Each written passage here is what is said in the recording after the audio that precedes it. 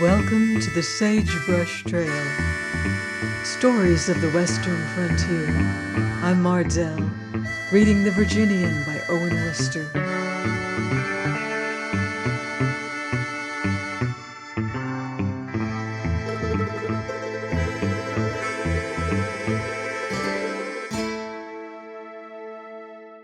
Chapter 16. The Game and the Nation. Last Act. It has happened to you, has it not, to wake in the morning and wonder for a while where on earth you are? Thus I came half to life in the caboose, hearing voices, but not the actual words at first. But presently, "Hathaway," said someone more clearly, "Portland, 1291. This made no special stir in my intelligence, and I drowsed off again to the pleasant rhythm of the wheels. The little shock of stopping next brought me to, somewhat, with the voices still around me, and when we were again in motion I heard, "Rosebud, Portland, 1279. These figures jarred me awake, and I said, "It was 1291 before," and sat up in my blankets. The greeting they vouchsafed, and the sight of them, clustering expressionless in the caboose, brought last evening's uncomfortable memory back to me. Our next stop revealed how things were going today. "Forsyth," one of them read on the station, "Portland, 1266. They were counting the lessening distance westward. This was the undercurrent of war.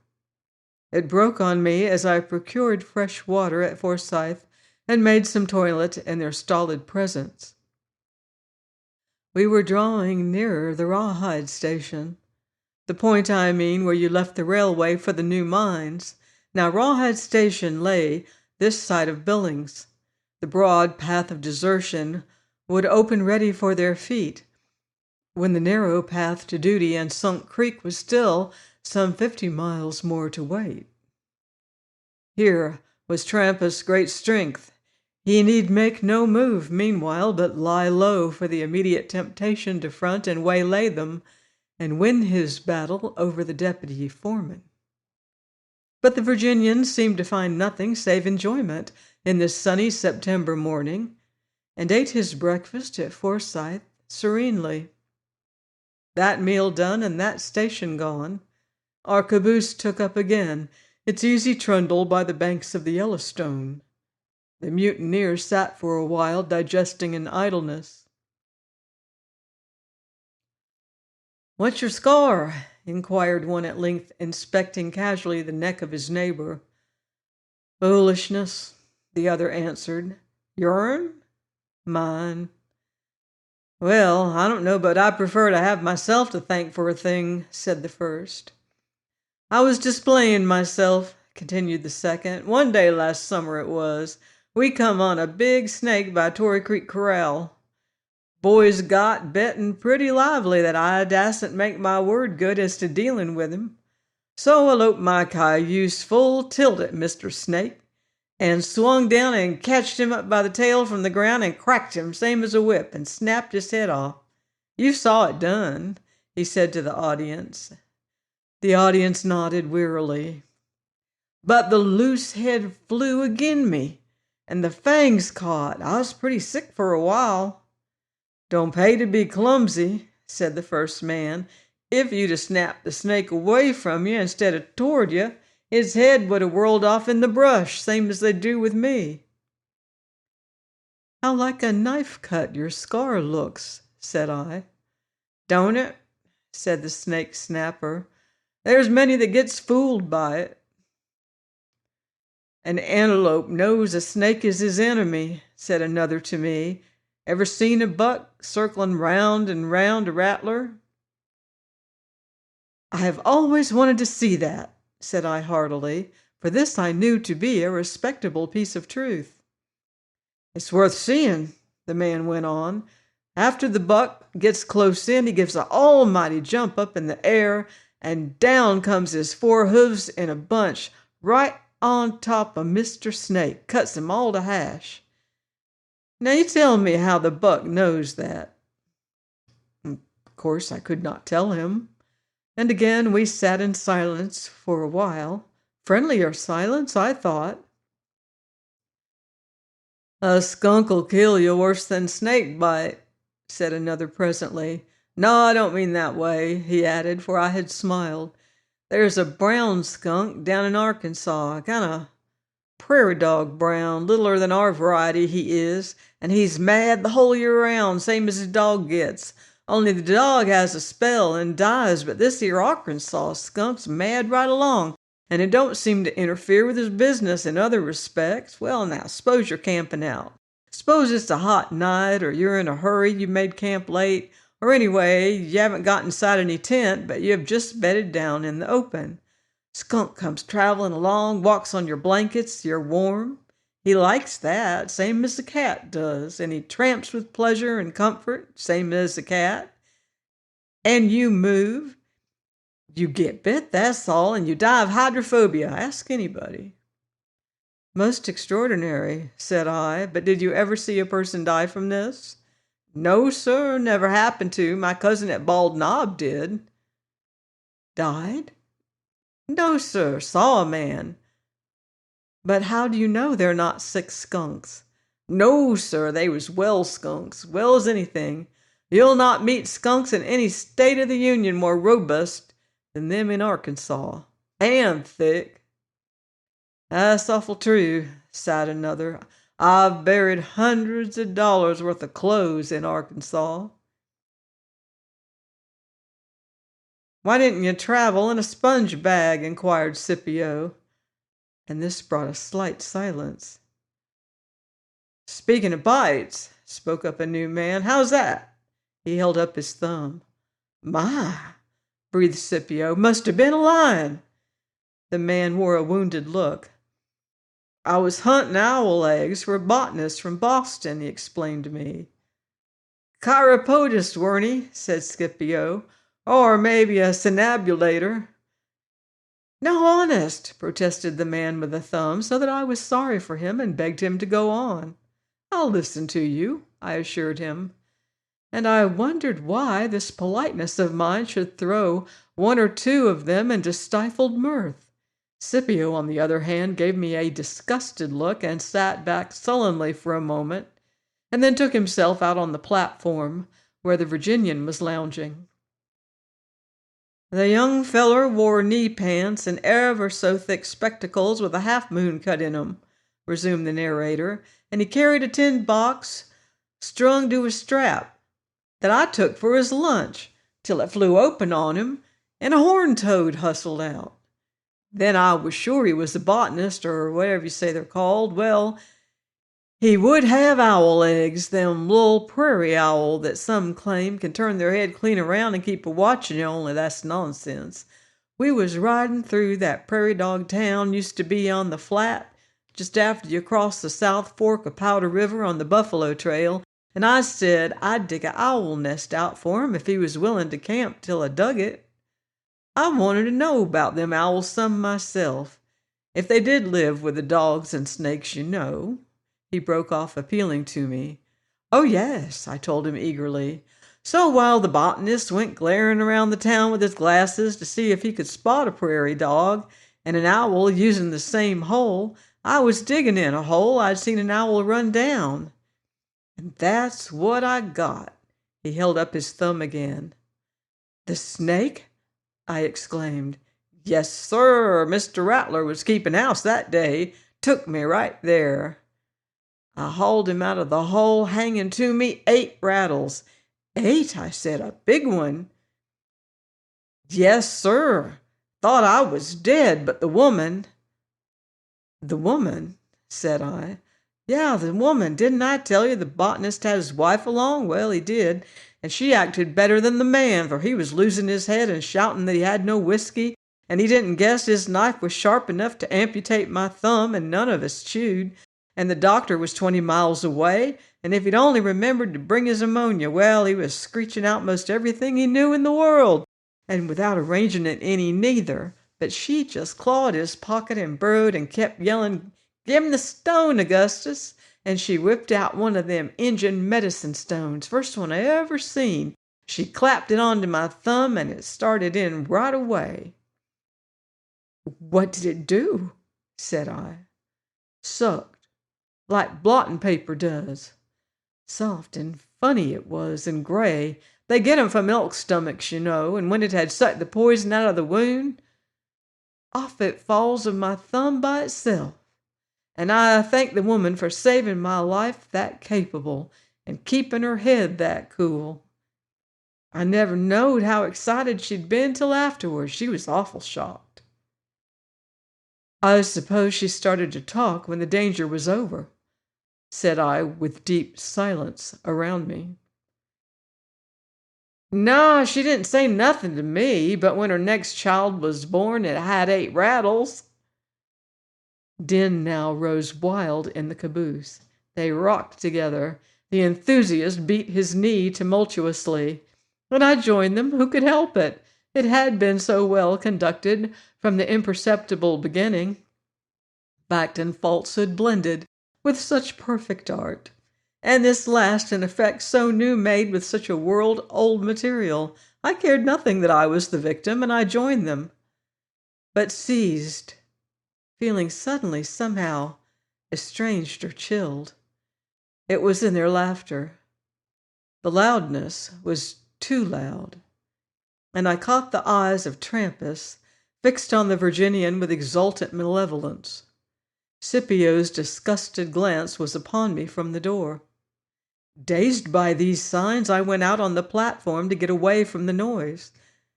There the Virginian said to me, "Cheer up, you'll not be so easy for 'em that away next season." He said no more, and with his legs dangled over the railing, appeared to resume his newspaper. "What's the matter?" said I to Scipio. "Oh, I don't mind if he don't," Scipio answered. "Couldn't you see? I tried to head 'em off from you all I knew, but you just ran in among 'em yourself. Couldn't you see? Kept hindering and spoiling me with asking those urgent questions of yourn. Oh, I had to let you go your way." "Why, that wasn't the ordinary play with the ordinary tenderfoot they treated you to. You ain't a common tenderfoot this trip. You're the foreman's friend. And they've hit him through you. That's the way they count it. It's made them encouraged, can't you see?" Scipio stated it plainly. As we ran by the next station, "Howard," they harshly yelled, "Portland 1256." We had been passing gangs of workmen on the track, and at that last yell the Virginian arose. "I reckon I'll join the meeting again," he said. "This filling and repairing looks like the washout might have been true."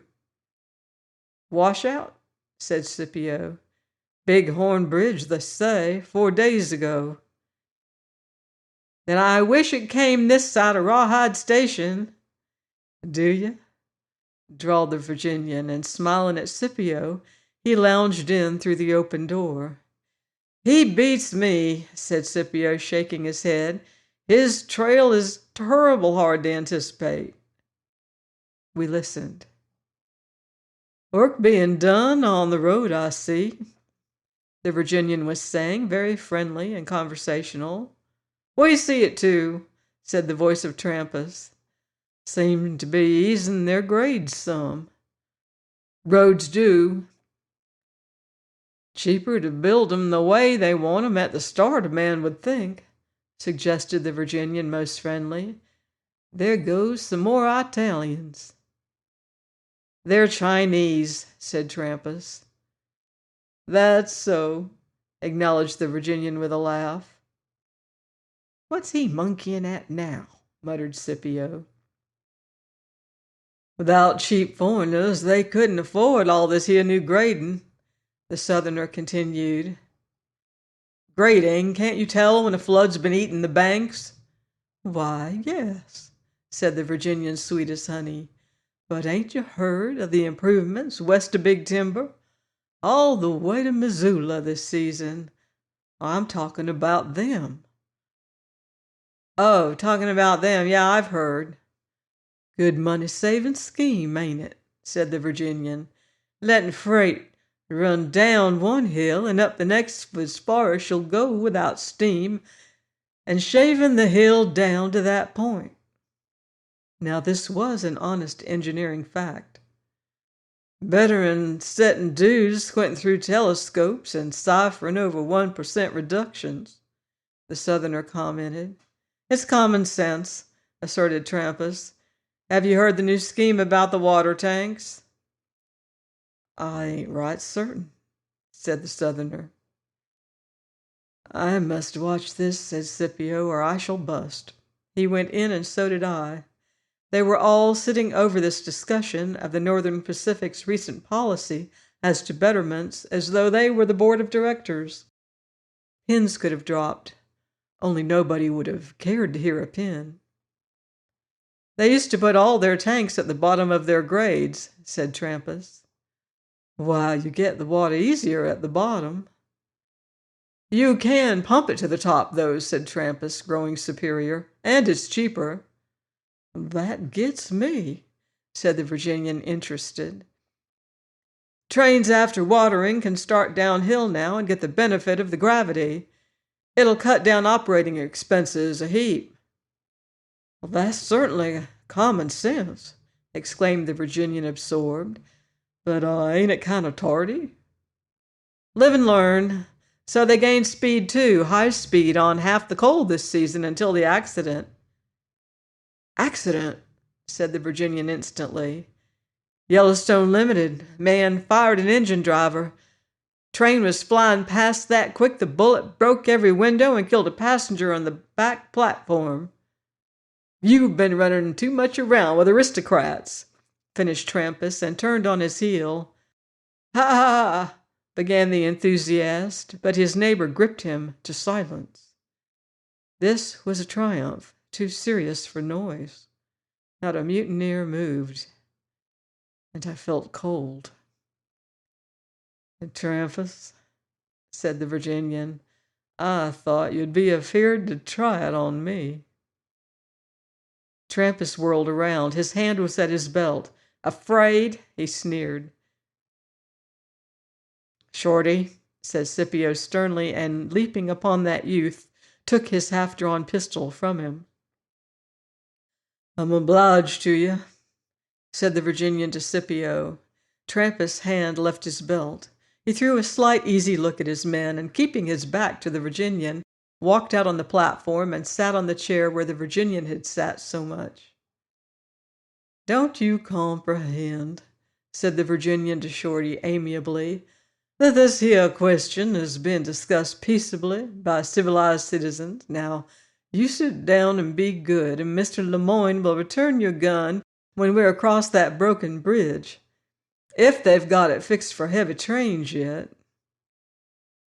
This train will be lighter when it gets to that bridge, spoke Trampas out on his chair.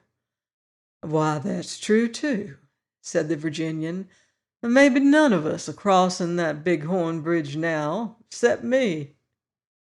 Funny if you should end by persuading me to quit and go to Rawhide myself. But I reckon I'll not. I reckon I'll whir along to Sunk Creek somehow. Don't forget, I'm cooking for you, said Scipio gruffly. I'm obliged to you, said the Southerner. You were speaking of a job for me, said Shorty. I'm right obliged, but you see, I ain't exactly foreman the way this comes out, and my promises might not bind Judge Henry to pay his salaries.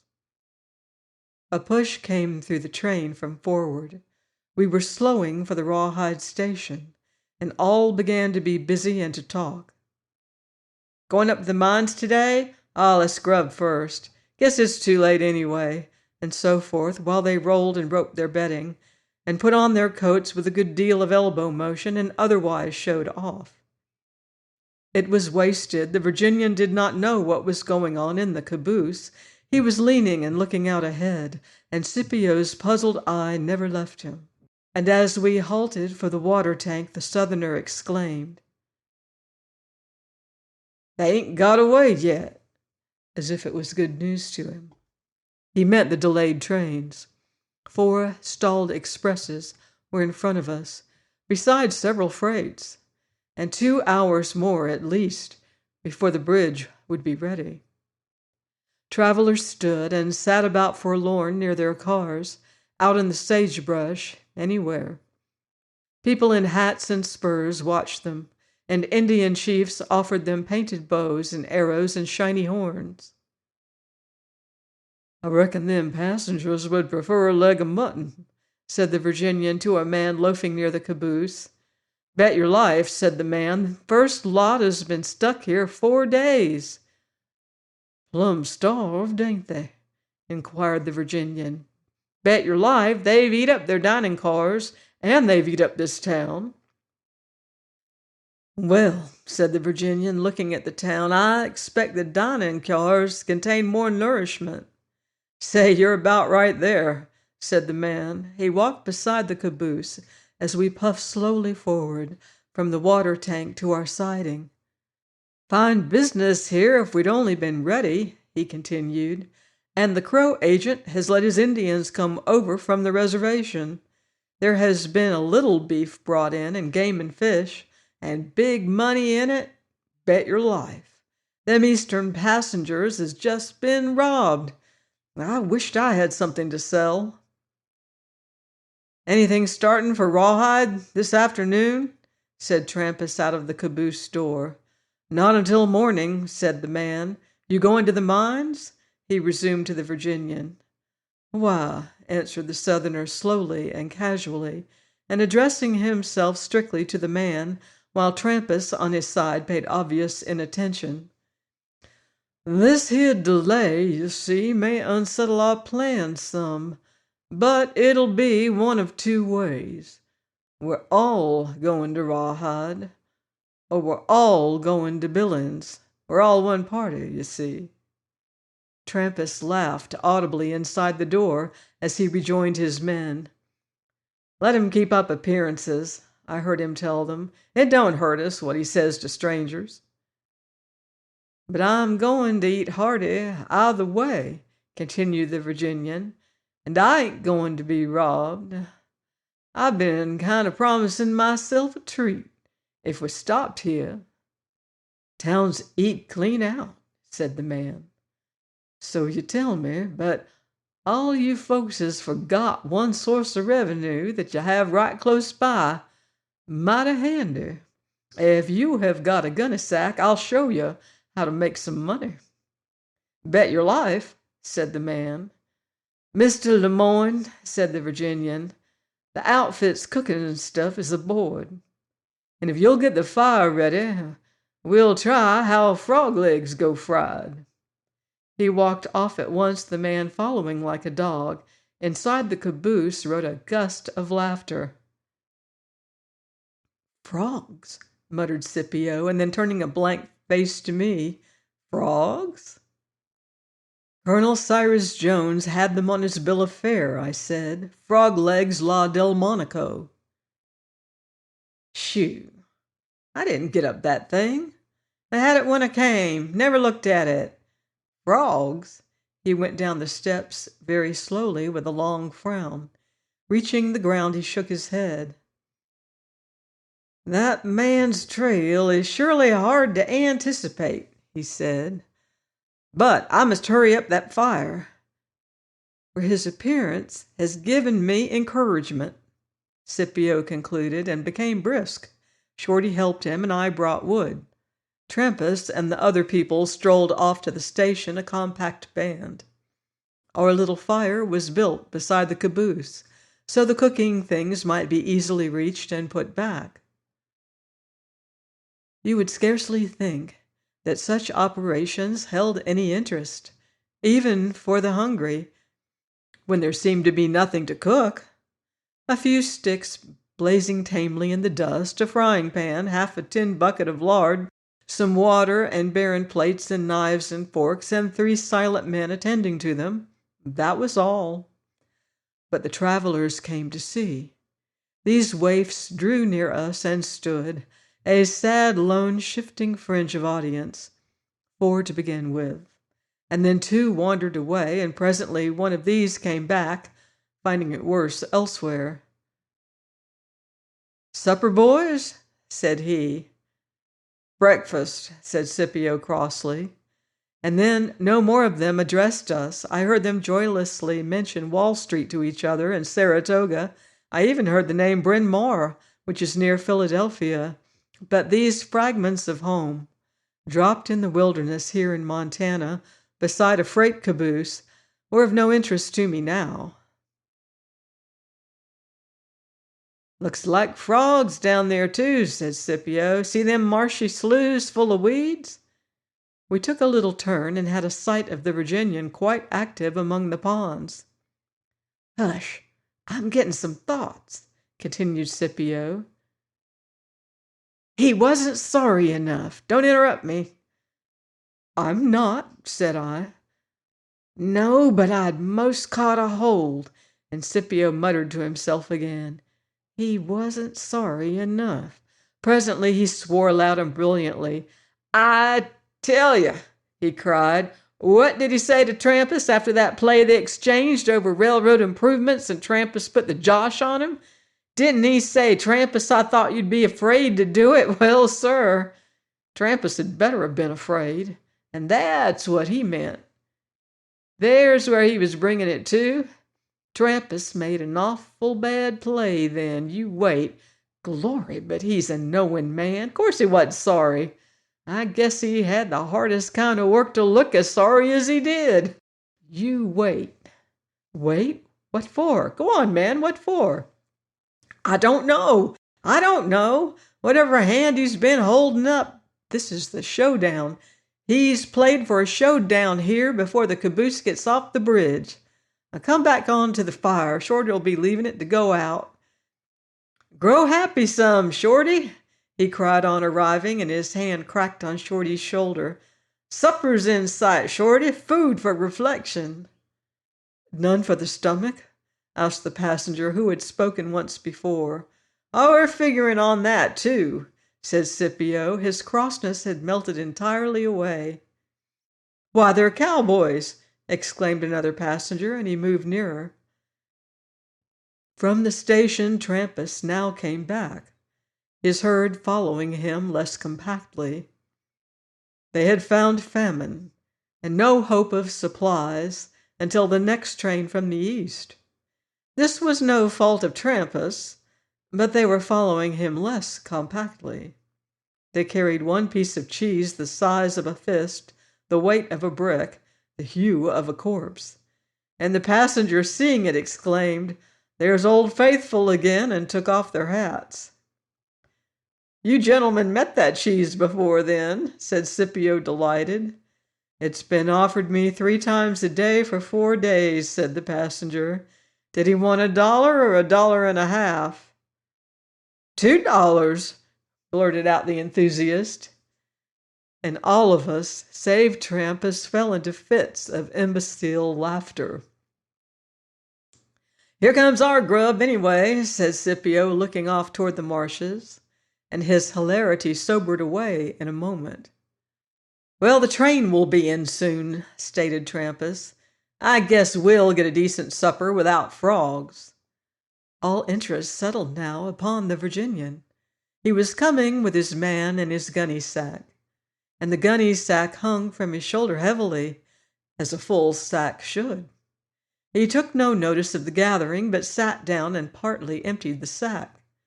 "There," he said, very businesslike to his assistant, "that's all we'll want. I think you'll find a ready market for the balance." "Well, my gracious," said the enthusiast, "what fool eats a frog?" "Oh, I'm fool enough for a tadpole," cried the passenger, and they began to take out their pocketbooks. "You can cook yours right here, gentlemen," said the Virginian with his slow southern courtesy. "The dining cars don't look like they were fired up." "How much will you sell a couple for?" inquired the enthusiast. The Virginian looked at him with friendly surprise. "Why, help yourself. We're all together yet a while. Help yourselves," he repeated to Trampas and his followers. These hung back a moment, then with a slinking motion set the cheese upon the earth and came forward nearer the fire to receive some supper. "It won't scarcely be Delmonico's style," said the Virginian to the passengers, "nor yet St. Augustine." He meant the great Augustin, the traditional chef of Philadelphia, whose history I had sketched for him at Colonel Cyrus Jones' eating palace. Scipio now officiated. His frying pan was busy, and prosperous odors rose from it. "Run for a bucket of fresh water, Shorty," the Virginian continued, beginning his meal. "Colonel, you cook pretty near good. If you'd sold them as advertised, you'd have certainly made a name." Several were now eating with satisfaction, but not Scipio. It was all that he could do to cook straight. The whole man seemed to glisten. His eye was shut to a slit once more, while the innocent passengers thankfully swallowed. "Now, you see, you've made some money," began the Virginian to the native who had helped him get the frogs. "Bet your life!" exclaimed the man. "Divvy, won't you?" And he held out half his gains. "Keep 'em," returned the Southerner. "I reckon we're square. But I expect they'll not equal Delmonico's, sir," he said to a passenger. "Don't trust the judgment of a man as hungry as I am," exclaimed the traveler with a laugh, and he turned to his fellow travelers. "Did you ever enjoy supper at Delmonico's more than this?" "Never," they sighed. "Why, look here," said the traveler, "what fools the people of this town are. Here we've been all these starving days, and you come and get ahead of them." "Oh, that's right easy explained," said the Virginian. "I've been where there was big money in frogs, and they ain't been. They're all cattle here. Talk cattle, think cattle, and they're bankrupt in consequence, falling through. Ain't that so?" he inquired of a native. "That's about the way," said the man. "It's mighty hard to do what your neighbors ain't doing," pursued the Virginian. "Montana is all cattle, and these folks must be cattle, and never notice the country right here is too small for a range and swampy anyway, and just waiting to be a frog ranch." At this, all wore a face of careful reserve. "I'm not claiming to be smarter than you folks here," said the Virginian deprecatingly to his assistant, "but traveling learns a man many customs. You wouldn't do the business they done at Tulare, California, north side of the lake. They certainly utilized them hopeless swamps splendid. Of course, they put up big capital and went into it scientific, getting advice from the Government Fish Commission and such like knowledge. You see, they had big markets for their frogs, San Francisco, Los Angeles, clear to New York, after the Southern Pacific was through. But up here, you could sell to the passengers every day like you done this one day. They would get to know you along the line. Competing swamps are scarce.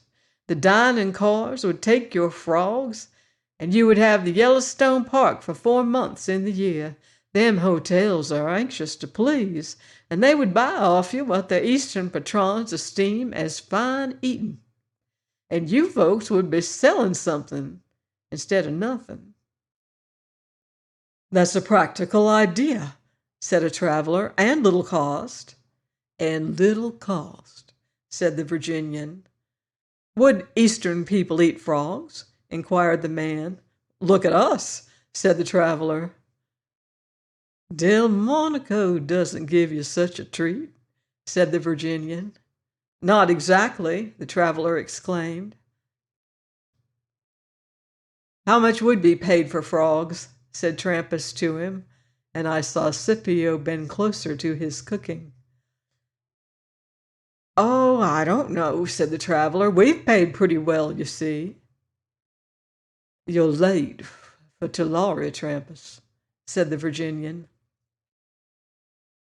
"I was not thinking of Tulare," Trampas retorted.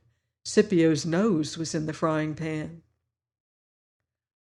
"Most comical spot you ever struck," said the Virginian, looking round upon the whole company. He allowed himself a broad smile of retrospect. "To hear 'em talk frogs at Tulare, same as other folks talks horses or steers or whatever they're raising to sell. You'd fall into it yourselves if you started the business. Anything a man's bread and butter depends on, he's going to be earnest about it, don't care if it is a frog." "That's so," said the native. "And it paid good?" "The only money in the county was right there," answered the Virginian. "It was a dead county, and only frogs was moving. But that business was a fannin to be four of a kind. It made you feel strange at first, as I said, for all the men had been cattlemen at one time or another, till you got accustomed. It would give most anybody a shock to hear 'em speak about herding the bulls in a pasture by themselves." The Virginian allowed himself another smile, but became serious again. "That was their policy," he explained, "except at certain times of year. They kept the bulls separate. The Fish Commission told 'em they'd better, and it certainly worked mighty well. It or something did, for gentlemen, hush. But they was millions. You'd have said all the frogs in the world had taken charge at Tulare. And the money rolled in, gentlemen, hush. 'Twas a gold mine for the owners. 40% they netted some years, and they paid generous wages. For they could sell to all them French restaurants in San Francisco, you see. And there was the Cliff House, and the Palace Hotel made it a specialty. And the officers took frogs at the Presidio and Angel Island and Alcatraz and Benicia. Los Angeles was beginning its boom. The corner lot sharps wanted something by way of varnish, and so they dazzled Eastern investors with advertising Tulare frogs clear to New Orleans and New York. 'Twas only in Sacramento frogs was dull. I expect the California legislature was too ornery for them fine raised luxuries. They tell one of them senators that he raked $1 million out of Los Angeles real estate, and started in for a bang-up meal with champagne, wanted to scatter his new gold thick and quick. But he got astray among all the fancy dishes, and just yelled right out before the ladies, 'Damn it, bring me $40 worth of ham and eggs.' He was a funny senator now." The Virginian paused and finished eating a leg, and then, with diabolic art, he made a feint at wandering to Newfield's anecdote. "Talking of senators," he resumed, "Senator Wise—" "How much did you say wages were at Tulare?" inquired one of the Trampist faction. "How much? Why, I never knew what the foreman got. The regular hands got 100. Now, Senator Wise, 100 a month? Why, it was wet and muddy work, you see. A man risked rheumatism some. He risked it a good deal." "Well, I was going to speak about Senator Wise when Senator Wise was speaking of his visit to Alaska." 40%, was it?" said Trampas. "Oh, I must call my wife," said the traveler behind me. "This is what I came west for," and he hurried away. "Not 40% the bad years," replied the Virginian. "The frogs had enemies, same as cattle. I remember when a pelican got in the spring pasture, and the herd broke through the fence." "Fence?" said a passenger. "A ditch, sir, and wire net. Every pasture was a square swamp, with a ditch around and a wire net. You've heard the mournful, mixed-up sound a big bunch of cattle will make? Well, sir, as you drove from the railroad to the Tulare Frog Ranch, you could hear 'em a mile. Springtime they'd sing like girls in the organ loft, and by August they were about ready to hire out for bass. And all was fit to be soloists, if I'm a judge. But in a bad year it might be only 20%. The pelican rushed him from the pasture right into the San Joaquin River, which was close by the property. The big balance of the herd stampeded, and though of course they came out on the banks again, the news had went round, and folks below at Hemlin eat most of 'em just to spite the company.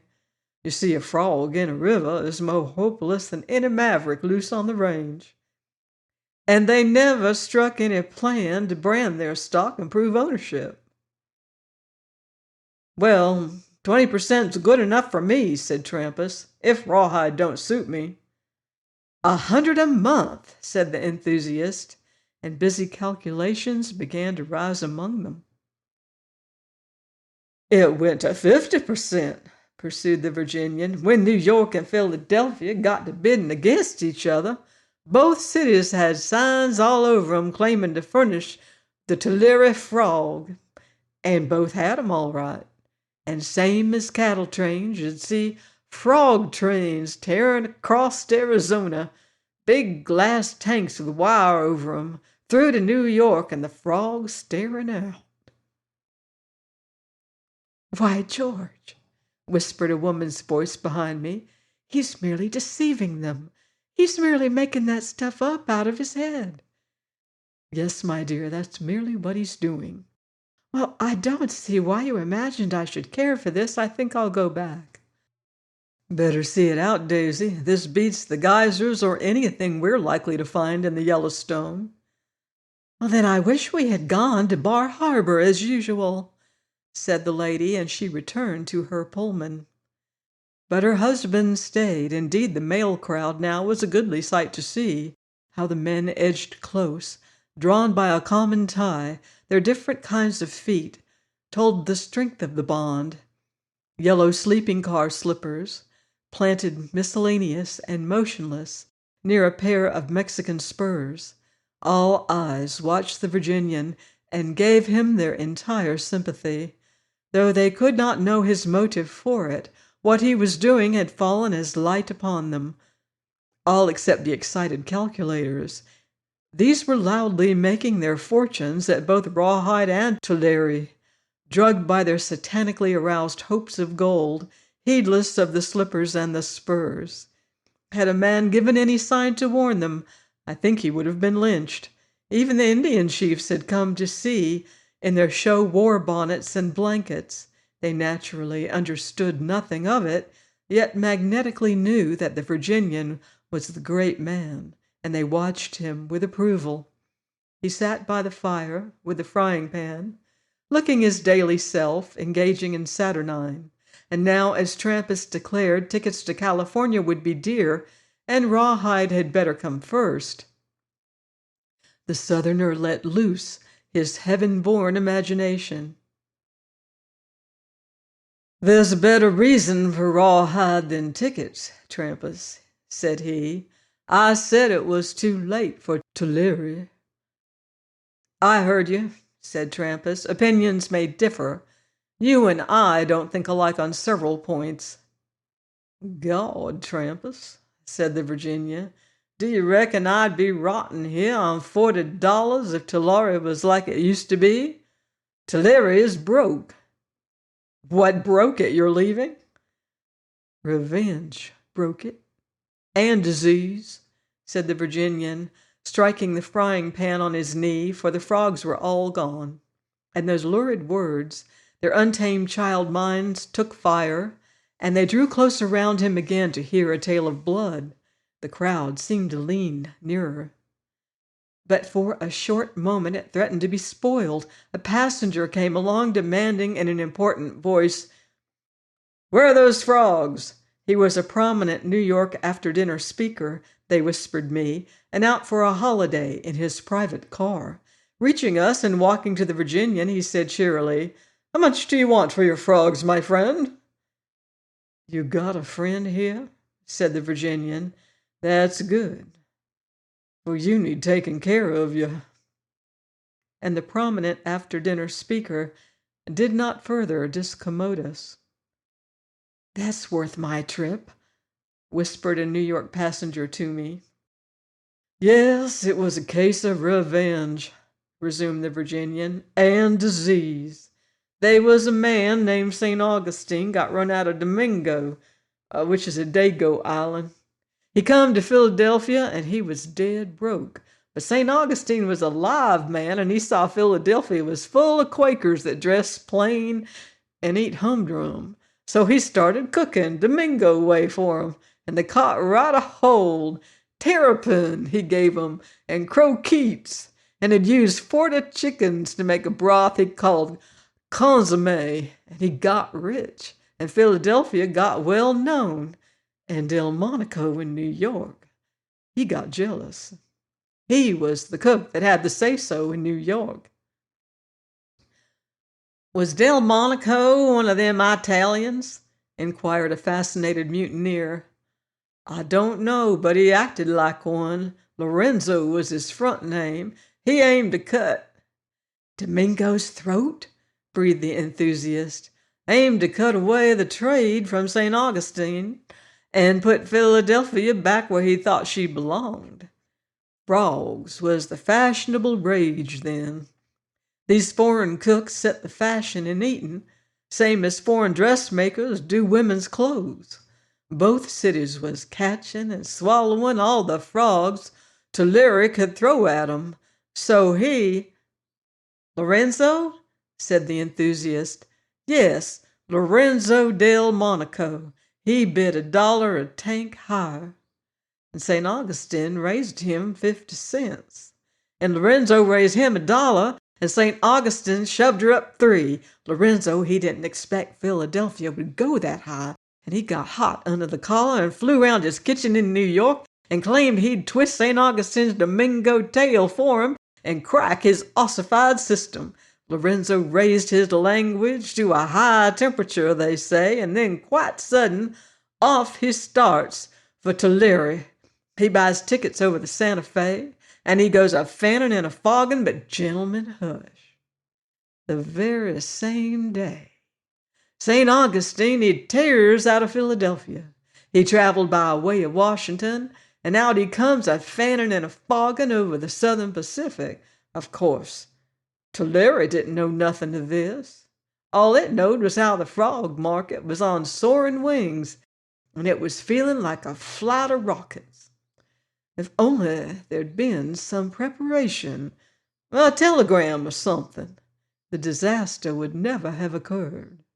But Lorenzo and St. Augustine was that absorbed watching each other, for you see the Santa Fe and the Southern Pacific come together at Mojave, and the two cooks traveled a matter of 210 miles in the same car.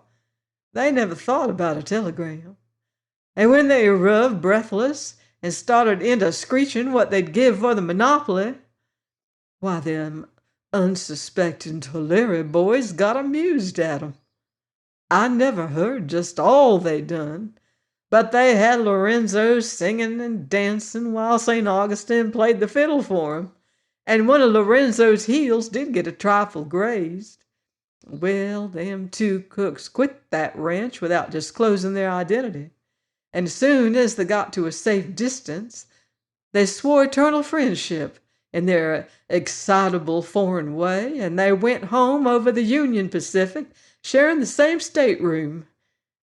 Their revenge killed frogs. The disease— How killed frogs? Demanded Trampas. Just killed them. Delmonico and St. Augustine wiped frogs off the slate of fashion. Not a banker in Fifth Avenue will touch one now if another banker's around watching him. And if you ever see a man that hides his feet and won't take off his socks in company, he's worked in them Tulare swamps and got the disease. Catch him waiting, you'll find he's web-footed. Frogs are dead, Trampas, and so are you.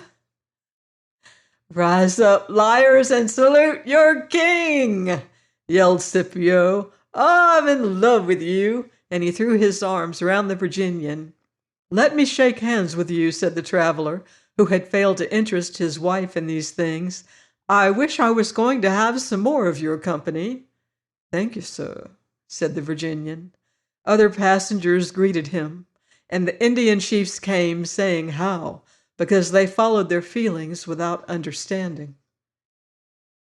"Don't show so humbled, boys," said the deputy foreman to his most sheepish crew. "These gentlemen from the East have been enjoying you some, I know. But think what a weary wait they've had here. And you insisted on playing the game with me this way, do you see? What outlet did you give me? Didn't I have to do it? And I'll tell you one thing for your consolation. When I got to the middle of the frogs, I most believed it myself." And he laughed out the first laugh I had heard him give. The enthusiast came up and shook hands. That led off, and the rest followed. With Trampas at the end, the tide was too strong for him. He was not a graceful loser, but he got through this, and the Virginian eased him down by treating him precisely like the others, apparently.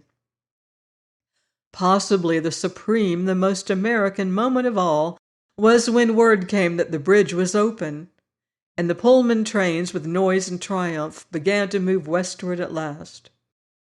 Everyone waved farewell to everyone, craning from steps and windows, so that the cars twinkled with hilarity, and in 20 minutes the whole procession in front had moved, and our turn came. "Last chance for Rawhide," said the Virginian. "Last chance for Sunk Creek," said a reconstructed mutineer, and all sprang aboard. There was no question who had won his spurs now.